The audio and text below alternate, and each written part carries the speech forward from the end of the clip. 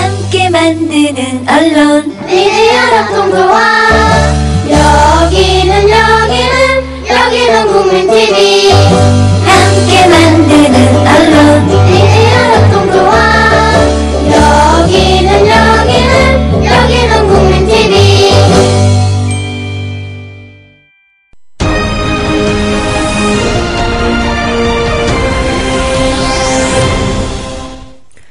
국민라디오 내시뉴스입니다.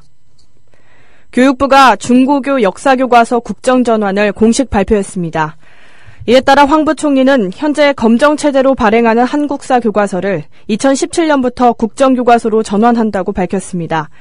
발표 직후 이런 내용을 담은 중등교과용 도서구분 고시도 행정예고했습니다. 교과용 도서구분 고시는 20일간의 행정예고를 거쳐 다음 달 초 최종 확정됩니다.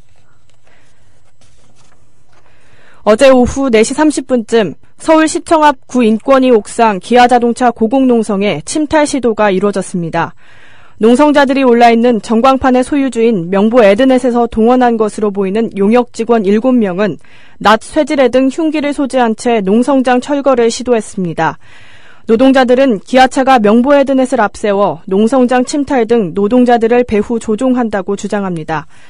명보 에드넷 뒤에 현대기아차와 정몽구 회장이 있기 때문에 공권력의 집행조차도 막아설 수 있을 것이란 게 노동자들의 주장입니다.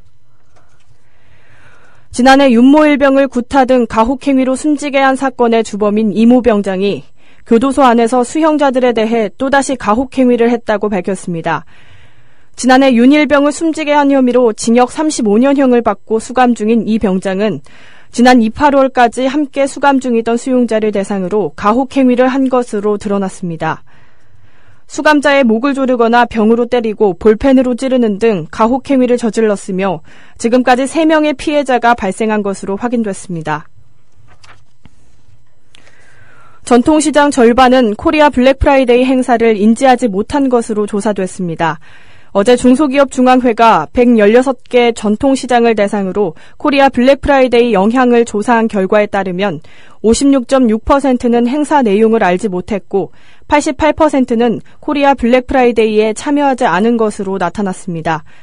또한 코리아 블랙프라이데이에 참여한 전통시장의 매출 효과는 다른 유통업체에 비해 높지 않았습니다. 50%가 10% 이내 매출 증가 효과가 있었다고 답했고 20%는 매출 상승이 없었다고 답했습니다. 이는 백화점 3사가 3일간 20에서 30% 매출 효과를 본 상황과 대비되는 결과입니다. 40대 여성 성폭행 혐의로 검찰 수사를 받고 있는 무소속 심학봉 의원이 오늘 국회의원직을 자진 사퇴했습니다.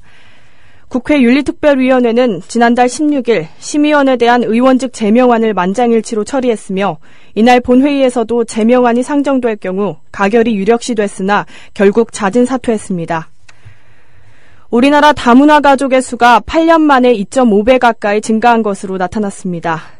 진선미 새정치민주연합 의원은 우리 사회가 굉장히 빠른 속도로 다문화 사회로 접어들고 있다면서 당사자에 대한 관용 정책을 넘어선 우리 사회의 관용을 키우기 위해 전 정부적인 정책이 필요하다고 말했습니다. 서울의 지금 기온 17.4도, 습도는 38%입니다. 아나운서 김일아였습니다. 내시뉴스를 마칩니다. 국민라디오 팟캐스트 응원하는 가장 쉬운 방법 아시나요? 다운로드하기, 별점 주기, 댓글 달기, 구독하기.